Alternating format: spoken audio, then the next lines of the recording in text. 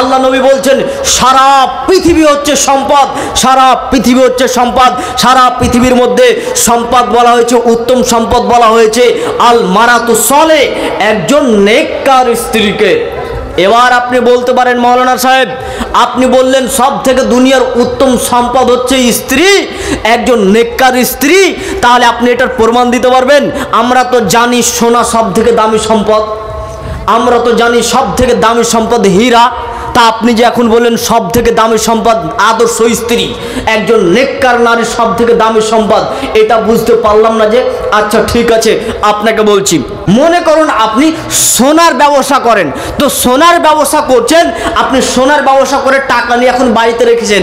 এখন আপনার স্ত্রী যদি ওই সম্পদগুলোকে যদি শেষ করে দেয়, আপনি কি বুঝতে পারবেন? আপনি অনেক কোটি কোটি টাকার মালিক, আপনার স্ত্রী ওই টাকাগুলোকে নিয়ে নিয়ে তার বাপ ভাইয়ের বাড়িতে দিয়ে দেয়, তল করে বাপ ভাইয়ের বাড়িতে দিয়ে দেয়, আপনি কি বুঝতে পারবেন? বুঝতে পারবেন না। তাহলে আদর্শবান যদি সেই স্ত্রী হয়, তাহলে সেই সোনার সে হেফাজত করবে। এর জন্য আল্লাহ রসুল বলছেন, শুনে রাখো সব থেকে উত্তম তাহলে হলো তোমার স্ত্রী, কারণ সে সম্পদের দেখভাল তাও করবে।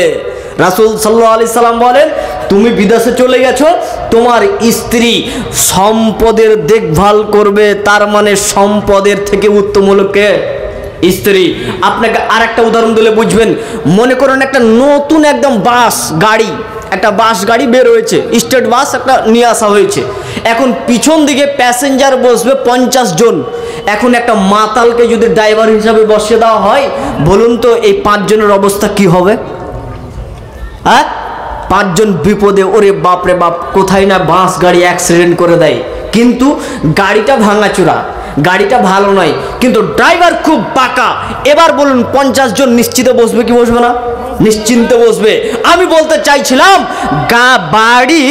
বাড়ির যিনি গার্জেন হবে তিনি হবে কে? স্বামী। কিন্তু এই সম্পদের চাবিকাঠি আবার থাকে তার স্ত্রীর হাতে। স্ত্রী যদি আপনার বেঈমান হয়ে যায়, তাহলে আপনার অর্থ সম্পদকে ঠিক রাখবে না। এর জন্য আল্লাহ নবী বলছেন, শুনে রাখো, আর দুনিয়া কুল্লুহা মাতা ওয়া খায়রুল মাতা ইদ দুনিয়া আল মারাতু সলে, সারা পৃথিবী হচ্ছে সম্পদ, এবং এর মধ্যে উত্তম সম্পদ হচ্ছে একজন নেককার স্ত্রী। তাহলে আদর্শ পরিবার গড়তে গেলে নেককার স্ত্রী তৈরি হতে হবে।